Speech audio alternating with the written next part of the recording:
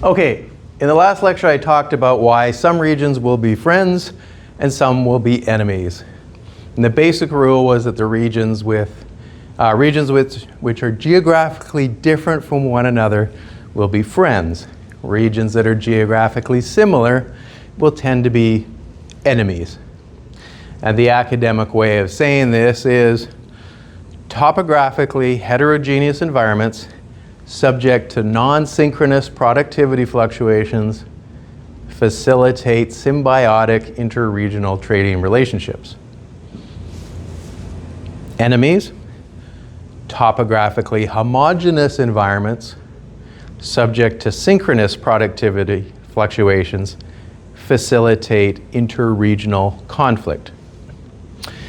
Today I want to talk about what makes these people tick internally. So what do I mean by the internal workings? Well, we know that some regions around the world have very cooperative people, and we know some regions have very competitive people. We also know that some regions, or some have people who are very trusting of one another. Some are very suspicious of one another. Some regions have people that love to fight. And so on and so on and so on. So I'm going to talk about the internal workings of Central Canada, the mountain people, the prairie people, and the coastal people. The four regions may seem similar at first. I mean, they're all Canadian, but as we'll see, they're actually quite different internally. So the four regions, again, mountain, prairie, coastal, and Central Canada. I'll talk about the first three today: mountain region, the coastal region, and the prairie. The fourth one, Central Canada, which I call the Little Kingdoms, will be in the next video. So I'm going to start in the region where I grew up, and that's the mountain region. And okay, so if you remember from the last lecture, I mentioned that prior to the arrival of Europeans, the people who lived in the mountain region were negotiators and diplomats. And so what about today? What about in 2026? What are the people like today, culturally speaking? What are they like internally? And well, the funny thing is, the funny thing that happens across history and geography is that when a region is occupied by a new group of people, the new group often develop the same characteristics as the previous people who ruled the place before them. Now, this is often a function of geography, although of course not solely. But this general phenomenon is to a certain degree true of the mountain people today. The people who live there today are in many ways similar to the people before them, and I would argue are becoming increasingly similar as time goes on. Now, I had noted in the previous lecture, prior to European arrival, the original people, such as the Okanagan, or as they call themselves, the Syilx, and to the north of them, the Shuswap, or the Secwepemc, were the middlemen in trade between the coast and the prairies. And this required them to be very good at negotiation and cooperation. They didn't need to be good warriors. They needed to be good diplomats. So when Europeans arrived, and later many Asian peoples too, but at first they were quite different from the original people in the mountain region. But over time, the newcomers have become culturally a lot like the original Okanagan and Shuswap Indigenous people. Regardless of ethnicity or race or cultural heritage or anything else, the people who live in this region have strangely been forced to be cooperative, diplomatic peoples. And what are the characteristics of a good diplomat? I'm still having trouble with my throat, so hang on just 1 second here. Got myself some nice pamplemousse. Bubbly pamplemousse. Okay, so the diplomats tend to speak slowly, they listen a lot, they consider many sides of an argument. When they do speak, their words are chosen carefully, and as such, when they do actually speak, people actually listen. They're also the kind of people that will walk. This is quite fascinating to watch this, but there'll be the people that will walk into a room, they'll see other people having an argument, and they'll suggest a new idea and then walk out and leave the room. And if you were watching like a fly on the wall, you would notice that the whole room would grab the idea and start talking about this new idea as though it was the most obvious thing in the world to be talking about. Diplomats are powerful in their subtlety. They understand human nature. And their knowledge often comes from good mentors. But good mentorship is moot without experience. So good diplomats must grow up and be around good mentors their whole lives. And they need to have enough experiences that allow the budding diplomat to learn and hone their skills to the point that it becomes the very essence of who they are. Now, this is something that usually gets handed down through generations. So excellent diplomats are products of the culture they live in. So these attributes of the diplomat naturally infuse the entire society. Everyone to a greater or lesser degree sees the world through the lens of the diplomat here, in the mountain region. So in the past, trade between coastal and prairie forced the people in the middle to be diplomats. Okay, so that's the past. But what about those people in the middle today?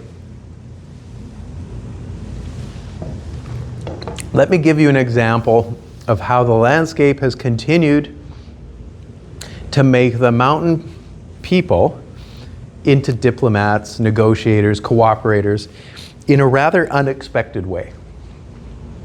You see, when European settlers arrived, they brought with them agriculture, but a very specific kind of agriculture. Tree fruits. The mountain region is absolutely fantastic for growing apples, pears, plums, apricots, peaches, nectarines, what have you. So there are lots of mountains, where you can't grow anything, but in the valley bottoms, the conditions are perfect for growing fruit trees. But there are limitations. The land has lots of benches and gullies and steep cliffs and soils that are a mishmash of every conceivable geological anomaly you could imagine. And it all changes like every 20 feet. And on top of that, topography is created a lot of microclimates where you can have a downpour. It's so localized you don't even have time to turn on your wipers before you've driven through it. It's a crazy area. So this type of landscape does not favor large orchards with just rows and rows and rows of trees spread across thousands of acres. The landscape is way too diverse to allow for that. Instead, the orchards tend to be quite small in area, less than 25 acres on average. So these orchardists are mostly family operations. The kids do a lot of the grunt work most of the year. Temporary workers are hired during picking season. And for some of you, it might sound idyllic. But these orchardists have a big problem, a really, really big problem. To get top dollar for their product, they need to market their fruit. They need to pack it up in boxes, ship it off, maybe have some insurance too. But they're just small operations. They don't have the resources to do all of that. You know, sure, they could sell some of their apples by the roadside at fruit stands, and they often do. But realistically, that's not a lucrative business model, at least not for everyone. There's more fruit grown locally than the local market can absorb. So the orchardists have to find a way to get their product out to external markets. So what do? Well, they look at each other and say, hey, we all have the same problem. On our own, we're too small. We don't have the resources for marketing, transportation, warehousing, and accessing larger markets. So why don't we pool our resources so that together we're big enough that we can share these costs? You know, we can share the shipping, we can share the marketing, we can share the warehousing, and so it makes these necessary costs cheaper for everyone. And they say, you know, maybe we can even set up an insurance program that will cover us when we have a bad year. Like, you know, every few years we get that awful rain that comes down too early, hits our cherries, splits them open, and makes them useless to sell. So that would be good, a little bit of insurance. And so this is a great idea. So they do it. They pool their resources, they set up an organization, and let's call it the Tree Fruits Cooperative. The cooperative does all the marketing, packing, shipping on behalf of the orchardists. They even send delegations around the world to find customers. And it works really well at first. But they do have a problem, a nagging problem. Actually, two problems. One is that everyone needs to be a member of the cooperative, or it can't run effectively. You know, if you think about this, if individual orchardists join voluntarily, then you'll have some orchardists who sign up during good years, but then suddenly, or they don't sign up during good years, they suddenly do join up during bad years and take advantage of the benefits. So they take during the bad years and don't add into the system during the good years. So the cooperative needs long-term commitment, where everyone pays into it equally and fairly. It needs everyone paying into the system during the good years so they can all be ready for the bad years. So the cooperative asks the government to step in and make it mandatory for all orchardists to be members. I can hear some of you grumbling already. But the government agrees.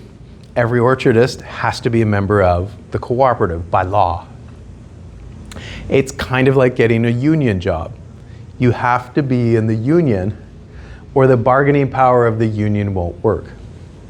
So the individual doesn't get to choose. They have to be a member and in the union, and you have to be a member of the cooperative. It's the same. Everyone has to be a member in the Tree Fruits Cooperative or it won't work.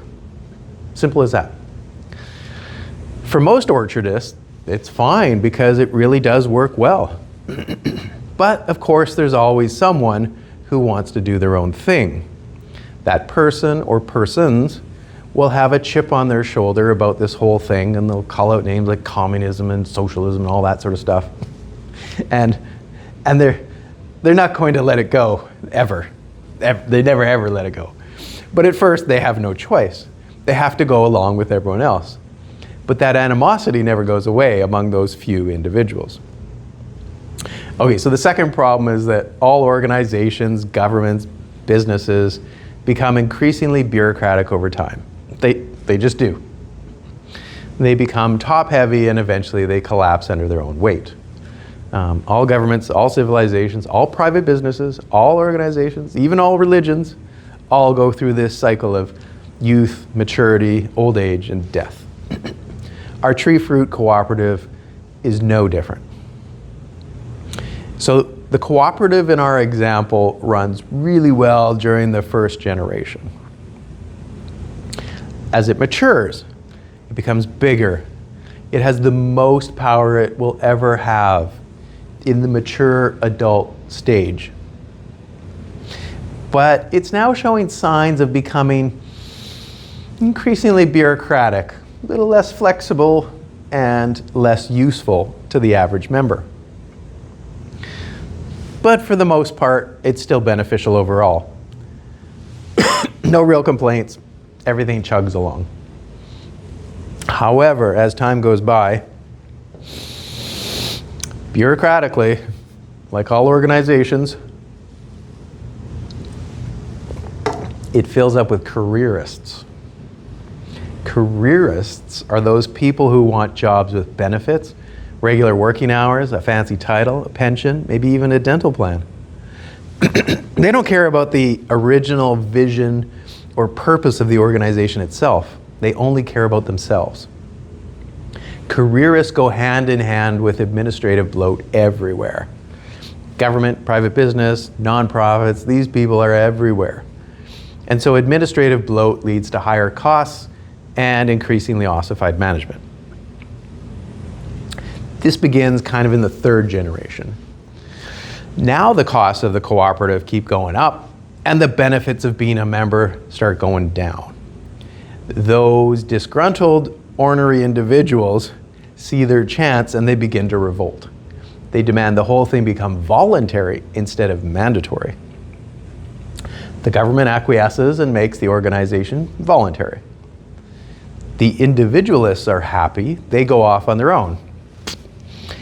Now the cooperative starts to have trouble covering costs.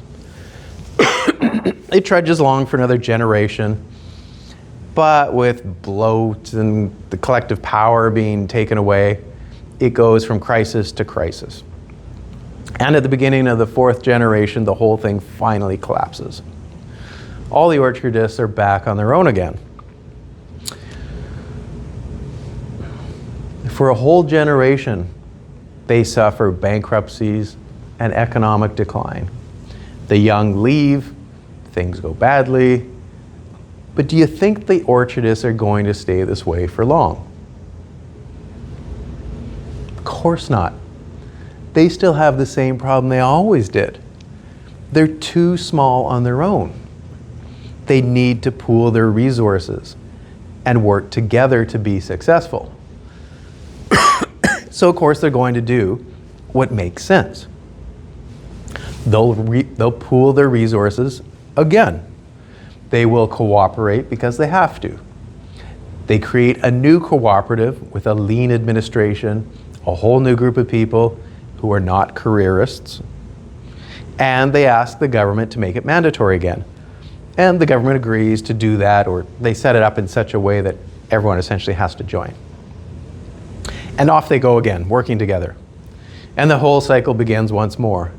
And the more cooperative the individuals are, the more successful the system is while operating. This cycle is about 4 generations, about 100 years. About 100 years long, roughly. During that complete cycle, even though the system falls apart, the society as a whole goes through some really important experiences. First, they had to solve a problem together. They needed to develop skills as negotiators, and they have to learn to balance the needs of the collective with the desires of the individual. And lastly, they go through the pain and suffering when the collective system collapses, which then leads to rebirth and renewal. Throughout all of this, the people are forced to work together, and this compels the entire society to master the skills of cooperation, negotiation, and diplomacy. And it infuses the whole society. So it becomes natural for the mountain people to see the world through a lens of cooperation, not competition, through diplomacy, not force. This is huge. Because food production is the basis of society, the food producers here become a lot like the original indigenous people. They become good at diplomacy, at negotiation, and at politics, with an understanding for the need to cooperate. This landscape, this geography of the mountain region, favors working together, pooling resources, treating everyone equally. No one is better than anyone else. It's interesting, many of these orchardists, because I grew up in this area, I know this, but it's interesting, many of these orchardists become important members in their community. So everyone knows them. It's kind of a very social society in a non-competitive way. A lot of discussions happen among everyone. The leading members become politicians, community leaders. And since everyone knows them and they all realize they have these common problems, government are seen as one and the same thing here. The people don't see the government as something far off that can't be trusted. You know, the way most Americans, for example, see the government. No. This is a society that sees the need to work together and to trust one another. So they're a cooperative society, not a competitive society. The social structure is actually quite flat. They're sort of equals among equals. Okay, but the mountain people I'm talking about aren't alone. There are others like them around the world. Under similar conditions, they act in a similar way. So they set up cooperatives as well. If you're wondering, where are these places found other than in our mountain region? Well, you can look at places like Switzerland, Denmark, the Basque region, Spain, interior British Columbia, parts of New Zealand, parts of Japan. So that's the mountain region. You might ask then, is there a place that's the polar opposite of this? Oh yeah, there is. You bet there is. So this will be a place where only a few people own everything and everyone else owns nothing. A place that promotes top-down control, a very unequal society, a place with oligarchies, where they're very wealthy, a few very wealthy at the top, and everyone else at the bottom. These places definitely exist, and they're closer than you think. So, just to be clear, these places are not absolute. You know, some places are 100% oligarchic, some are on their way to becoming oligarchies, some just have a oligarchic tendency. So what I'm about to say, take it with some temperance, some nuance, grain of salt. But yes, there is a place like this in Canada that is almost the opposite of the mountain region. And we know where these places are likely to be found, whether it's in Canada or elsewhere around the world, by their expansive geography, their long distance from markets, and the fact they grow extensive crops. If you have those things, you have the right ingredients, the right conditions for a place that'll be prone to oligarchy, dictatorship, and highly unequal societies. Now, at this point, you might say, wait, what is an extensive crop? Because that's the right question to ask, by the way. That is the right question. An extensive crop is something that has low value per volume. The farmer needs to grow a lot of it over a large area just to cover costs and hope to squeeze out a profit. For example, let's say you have an area of land, it's a couple meters by a couple meters square, and you want to put it to productive use. You want to maximize its potential with a crop of some kind. So what are you going to grow? Well, if you planted wheat, you would end up with a few stalks of wheat in this small little area. And at the end of the day, that would not be worth very much, if anything, actually, a few pennies maybe. And besides, who's going to buy just a few stalks of wheat? Nobody. Buyers want a lot of wheat so they can grind it into flour. So growing wheat at first seems like a bad idea. I think growing a handful of wheat is actually really silly. So let's say you decide to grow lettuce. Iceberg lettuce. Everybody knows iceberg lettuce. So you're going to grow it in this like 1 meter by 1 meter plot. You'll get, I don't know, what do you get? 20 heads of lettuce, maybe a few bucks each. Maybe you're 50, 100 bucks, potentially in profit. So at first you think, oh, that's great.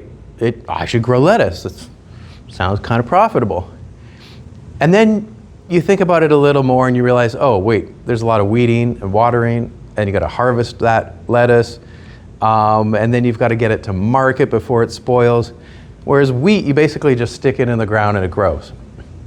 Even more importantly, because that lettuce has to go to a market that's a long way away, it's going to cost you way more than your $50 or $100 that you got from selling it, assuming you got it there without it rotting.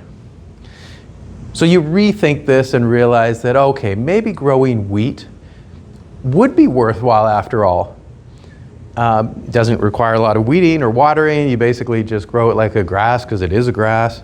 You can put it into storage. It'll last a long time until somebody wants to buy it. You take all these factors into consideration and you come to the pretty obvious conclusion. You're going to grow wheat. But if you're going to do this, you have to do one thing. You got to go big. You need to buy a lot more land and you need to grow a lot of wheat. Growing wheat in volume can be profitable. So this is good. You need a lot of land. Land has to be cheap. So that's what you do. You go big. You have thousands and thousands of acres of land all planted in wheat. This is an extensive crop. Wheat, rye, canola, all examples of extensive crops.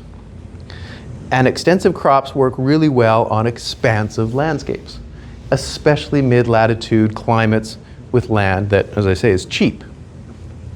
Well, the prairie region is exactly that. It is large, vast, cheap, and a long way from major markets. So naturally, farmers have figured out that growing extensive crops makes the most sense. Prairie landscapes are perfect for this. Perfect for growing wheat and other grains on a really big scale. It's all about volume. It's about being big. Everything is big. Big fields, big yields, big risks, big profits, big trucks, big people. Everything is big, including big corporations. They love this. Big corporations look at this and say to themselves, hey, this is our style, the bigger the better. And if there were any small operators to begin with, they say, why don't we just buy them up and merge their farms and our farms together and make an even bigger operation. We'll own it all. Now, it wasn't meant to be this way originally in Canada or even the United States either. And if you look at the prairie region of North America, in both countries, Canada and the United States, the government originally settled it with lots of people, and they had the intention of creating lots of small family farms that would be the basis or the foundation of a democratic society. They gave families 160 acres each, and that seemed like a good size for a family to grow what they needed, to be independent, maybe grow a little extra to sell into a larger market economy and earn a little bit of extra cash. But there was a big problem, big problem. The economics of small farms on the dry prairie landscape didn't add up. Growing lettuce was silly, growing wheat, that was good. So over time, about 150 years, these farms have all been consolidated into larger and larger farms. And the initial families who lived on those small farms left and went to the big cities. Now the prairie landscape is mostly large corporate farms and little ghost towns. And farm size has gone from 160 acres to, on average, 2,000 acres. A lot of small farms have become just a few large farms. Who owns the big farms? Well, corporations. Big corporations. Big corporations have enough resources to own these giant farms. They have their own warehouses, marketing departments, transportation companies. They also have enough influence to negotiate contracts with international buyers around the world. They're almost like their own little governments. This is an oligopoly. A few people own all the resources. This is not the kind of situation that favors democracy. So, where do you find this type of setup?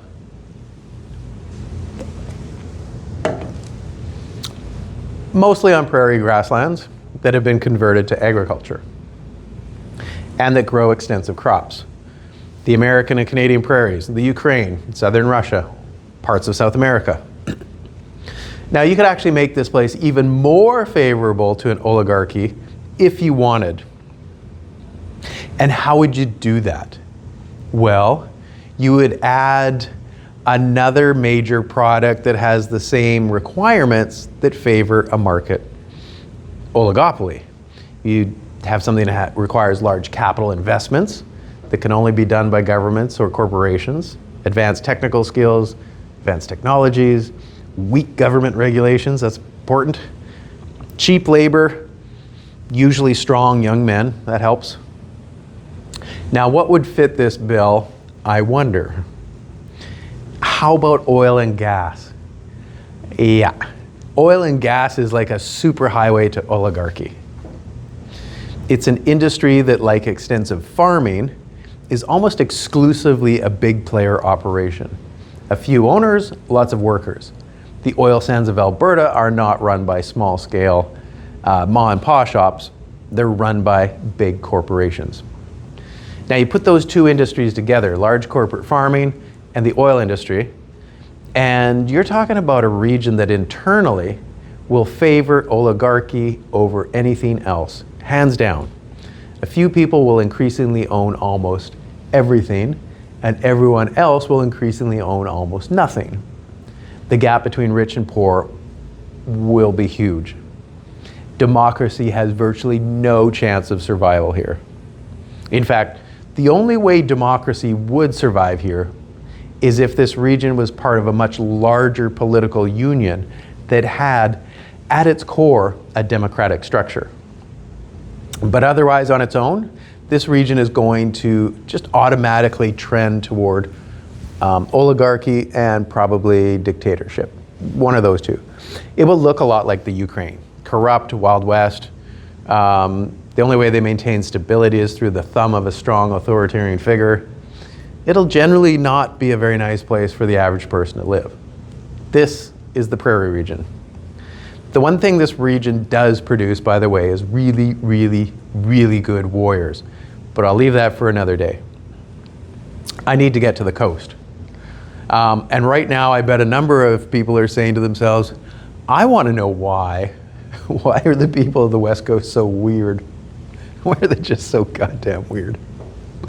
I mean, Portland, Oregon, for example, openly prides itself on being weird. It's Keep Portland Weird is an actual bumper sticker. Pretty common one, in fact. Okay, so I'm talking about the West Coast for essentially Northern California, Oregon, Washington, BC, up into Alaska. And yes, it has some really weird people. Politics is always entertaining, to say the least. So why? What is going on here?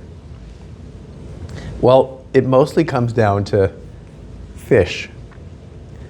Now, but before I get to the fish, I need to point out that the coastal region is large, right? It's made up of essentially the same economic conditions up and down the coast, at least prior to European arrival. It's a place that has a lot of the same things. And the different groups up and down the coast are typically, they're not going to trade for the same things. They're not going to trade fish for fish. You know, that would be kind of silly. So, these are people who live in a homogeneous landscape, subject to synchronous productivity fluctuations. And if you don't know what that means, go back to my earlier video where I talk about synchronous and non-synchronous productivity fluctuations. But this means that the coastal people, they're not going to be friends with one another.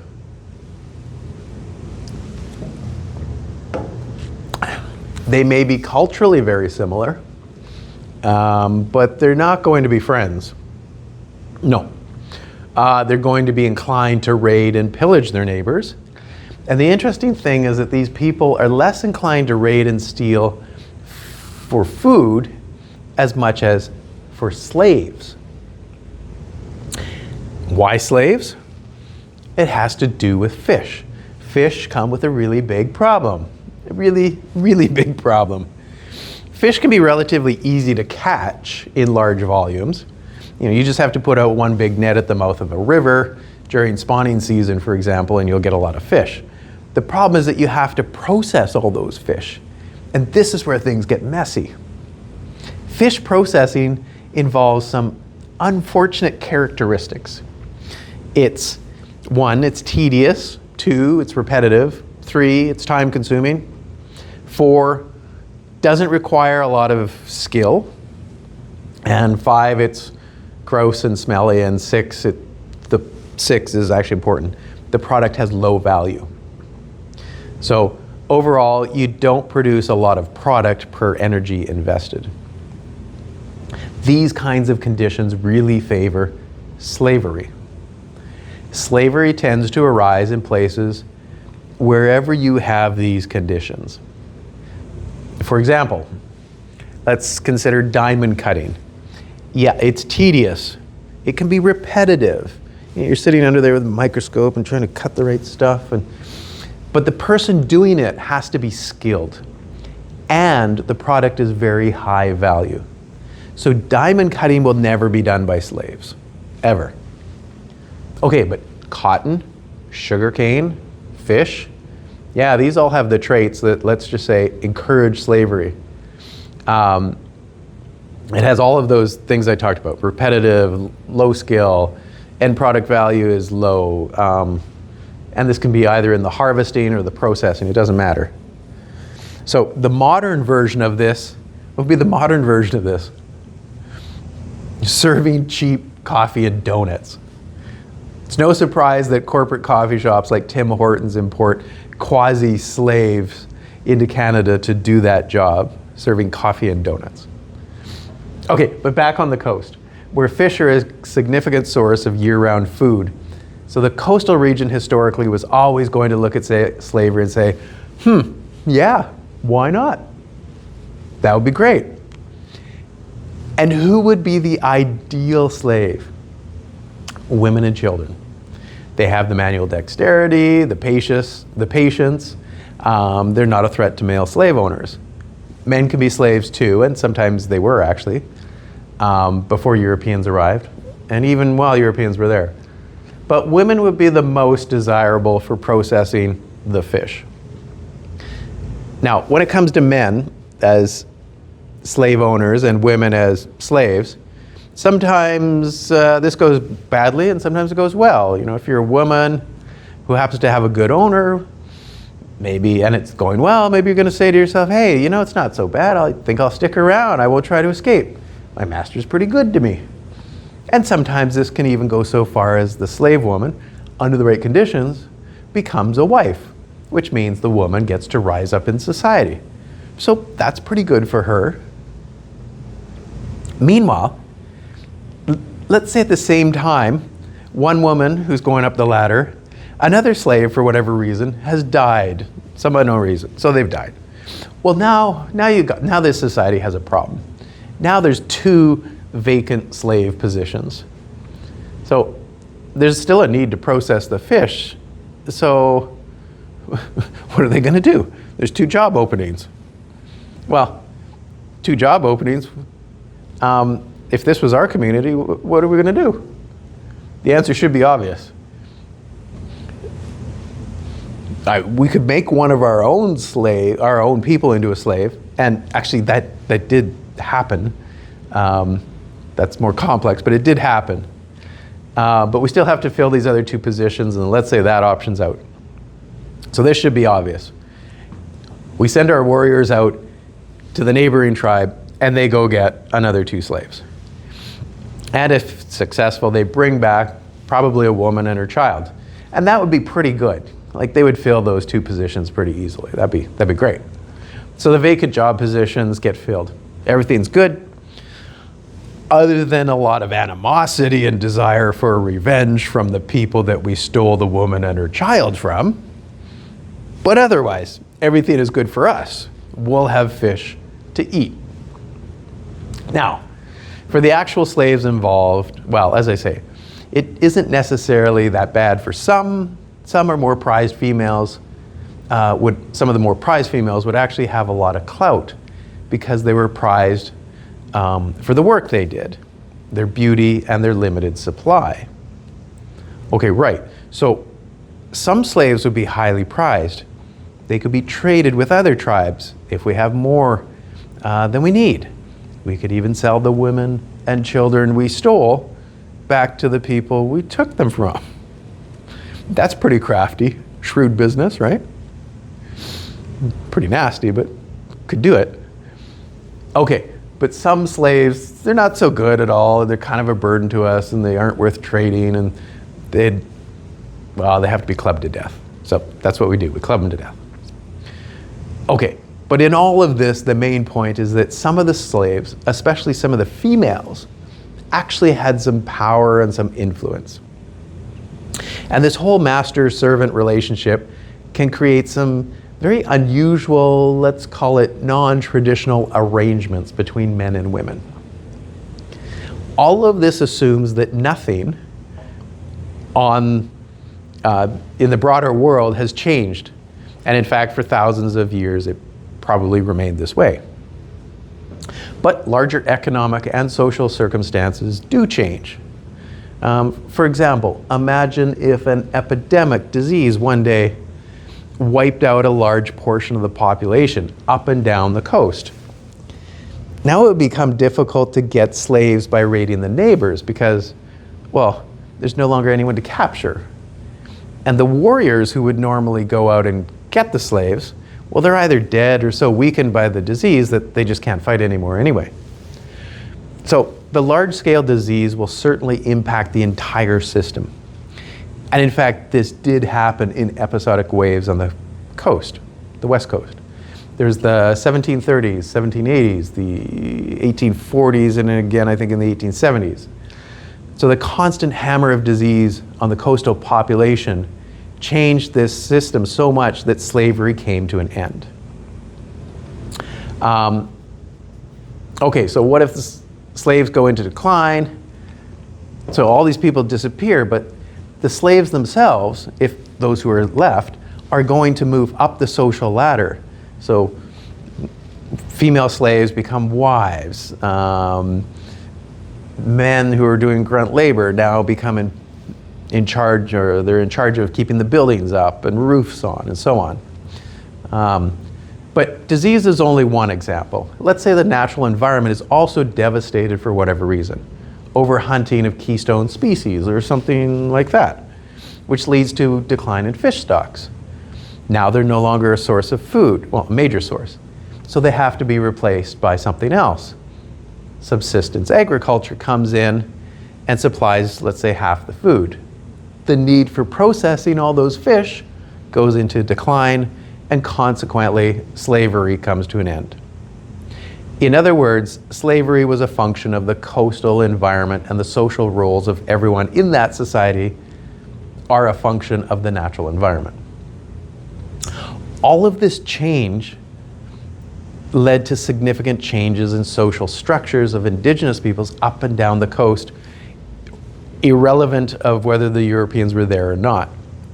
But with Europeans arriving and inhabiting the coastal region, and some Asians too, mostly Japanese and Chinese, relatively small numbers, they created their own social factors as well. So, for example, there were a lot of lonely men. They worked as fur trappers, gold miners, and later loggers in the remote bush. Anyone that happened to be on the coast, or any woman that happened to be present, whether native or non-native, would again have a lot of clout. There would be a high ratio of men to women, and the women would be highly prized, and they knew it. So there were a lot of alternative relationships between men and women, both native and non-native alike.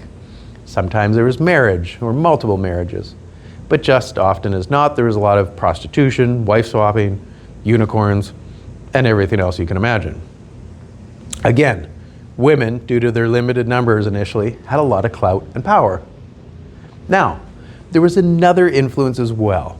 There were early settlers, particularly in the United States, who came overland largely from the New England East Coast.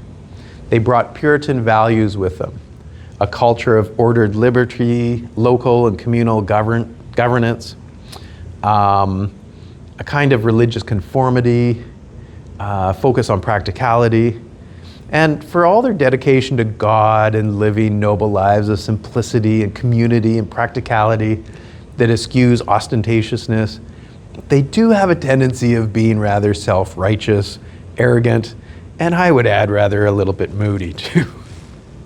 I can say this, I live here.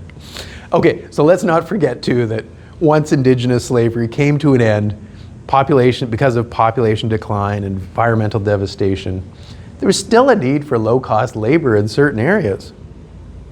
I mean, when Europeans arrived, there's still a requirement for mining and railways and roads, and eventually serving coffee and donuts. So that slave labor had to come from somewhere else. It came mostly from Japan and China early on. They weren't outright slaves, but paid less than everyone else, and eventually that led to riots in Vancouver, but that's another story. So when you put all of this together, you end up with a West Coast that has extreme variations in social structures.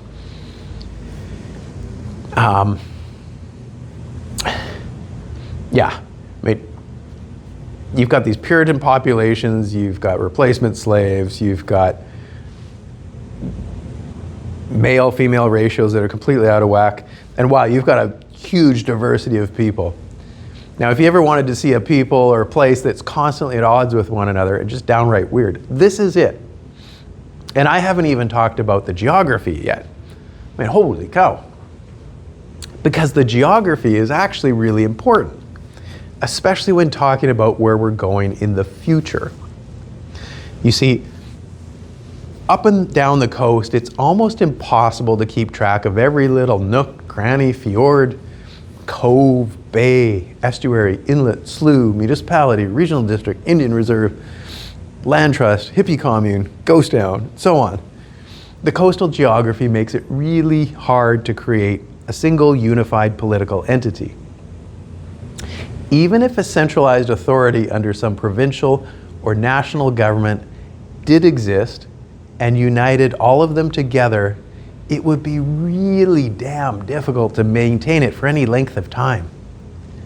This is the perfect geography for those early Puritans who valued local and communal decision-making. They absolutely thrive here. Their decentralized sense of government does well here, but that also means their values thrive here. And those values tend towards what we might call woke ideology. But they're just one of many groups that benefit from this geography. The original indigenous people, and in fact, anyone that wishes to be away from a centralized governing body, will thrive here because the geography is so immensely fracturing. The terrain is so diverse and really inconceivable to those who've never experienced it, that it's difficult to understand how people here are so extraordinarily powerful in their ability to ignore centralized authority. They can have loud, violent protests in the streets of the capital city if they want. They'll do that. But most of the time, they can just ignore the central government and do their own thing. They will make local and communal decisions and carry on. They just plain old ignore the government. And what's the government going to do? Nothing. They can't. But what is really interesting is that similar coastal areas around the world are all like this. They are an ever-evolving mix of people, and that makes them peculiar in one strange way. It results in a known phenomenon, known amongst social scientists, that coastal peoples around the world tend to be open to novelty and experimentation, but opposed to centralized authority. They are as a whole more inquisitive and flexible to change, while inland people, intriguingly, are often more conservative, less open to change and disruption in daily life. Why this is, it's not fully understood, but it's commonly recognized phenomenon. And if the coastal region happens to be mountainous, this will be amplified even more so. A reasonable comparison with the west coast of North America is the Eastern Adriatic. So let's do, here's Italy. And then we got Greece down here. Italy with their boot, kind of a funny boot. So it used to be, so this is the Adriatic.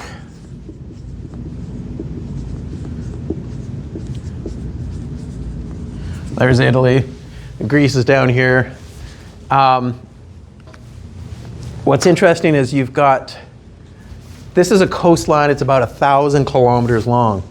And it's, in the past, it's been united under, say, like the Ottoman Empire, the Austro-Hungarian Empire. In the 20th century, it was united under a fellow named Tito with a funny name called Yugoslavia. But today, it's kind of reverted back to what's perhaps the mean, the average. And that is, you've got Slovenia, you've got Croatia.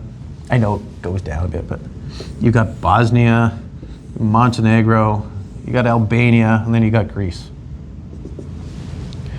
So that's about 1,000 kilometers. And that's what, 1, 2, 3, 4, 5, kind of 6 countries that are tiny, independent, small coastal countries, all have their own unique way of doing things, their own identity, and they're very adverse to centralized authority. And if you look at the west coast, you got Alaska up here, and then you got all this down here, a little bump down here, Vancouver Island, Haida, something like that.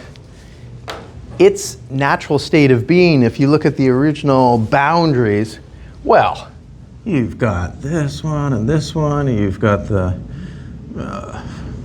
so we've got the Quillette, and the Quinault, and the so on, and the Tsawwassen, and the Musqueam, and the Squamish, and the Bellacoola, and the Haisla, and the Tlingit, and you got the others, and you got the others. Oh my God, it just goes on and on. And all these groups, it's even here, there. And you got this massive diversity of groups that this is more like 10,000 kilometers. Not quite 10,000 kilometers, but it's comparable to the Adriatic in the sense that there will always be times where there's an attempt to unify them, but their natural state of being tends to be towards decentralized. And the centralized government, like let's say the province of British Columbia or Canada or the United States, can't really do anything about the natural tendency to revert to decentralized small entities. And it's not because of anything they have or haven't done, simply because it's because of time and the circumstances of geography and history that we're heading that way, no longer unified.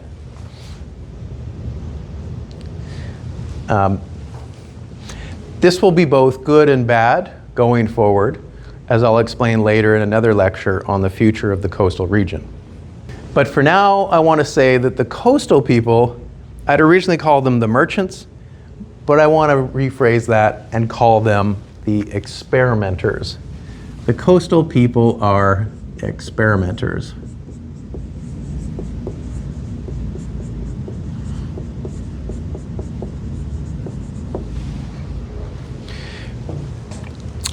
For now, we should just say they're the experimenters. They resist distant political authority. They're naturally predisposed towards local decision making. So overall, this collective diorama, this cast of characters on the coast is really just a weird mishmash of tiny communities which each have their own de facto government, whether that's a mayor, a chief, a company president, or whatever. And it's probably going to be even more so as we go forward. The one thing that really stands out is that the coastal region always seems to be the one leading experiments in everything from bike lanes to drug use, communes, organized swinger clubs, alternative finance, local currencies, and whatever else you can imagine. And so one of the things we know from evolution, biology, is that change comes from the periphery, not the center. It's true in ecology, it tends to be true in politics, it tends to be true in history. And I would imagine that if Canada or the United States ever split up, I would actually not be surprised if it came from this region. Like, forget Alberta or Quebec or California. I could just as easily and shockingly see it burst out here. It would be totally unexpected, absolutely shocking. It sounds absurd, but then again, as I say, change always comes from the periphery, not the center. And it usually happens from a place no one was expecting. That's the coastal region. If I were to put money on things, I would still say it's going to be Alberta. But if it wasn't Alberta, I would put my money 50-50 on the coastal region. But to summarize, the coastal region is constantly testing ideas, rules, laws, cultures, peoples, mixing everything together into a giant cauldron of experimentation just to see what will come out. They know that what's going to come out might actually be dangerous, but the experiment of trying it is half the time worth it. For every 9 attempts they make at something innovative, they'll fail.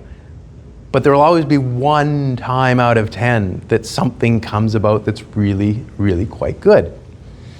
Now, they often do, in those failures, they often return to what others consider normal.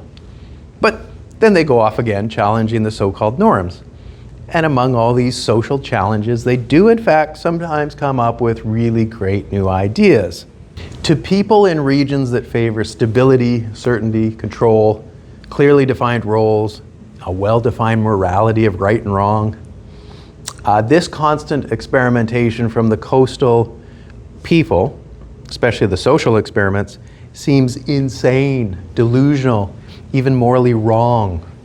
They often look at the coastal people and not having a good explanation for the seemingly chaotic and strange behaviors, they tend to lump them all together and just call them crazy left-wingers. Which is odd because at the end of the day, the people of the coast are incredibly diverse and often not really left-leaning politically at all. They're actually more like environmental preservationists with utopian ideals, a forced openness to experimentation that is ring-fenced by an authoritarian desire for conformity, all the while claiming libertarian sensibilities and acting with practicality under the heavy depression of constant rain. And so on that note, I'm done for today. Those are the 3 of the important regions of Canada: the mountain region, the prairie region, and the coastal region. I will talk about one more region next time. I'll dedicate the whole lecture to the Little Kingdoms, otherwise known as Central Canada. And it's a place that is, wow, something else. If you thought the mountain, prairie, and coastal regions are weird, wait until you hear about the Little Kingdoms. Oh boy.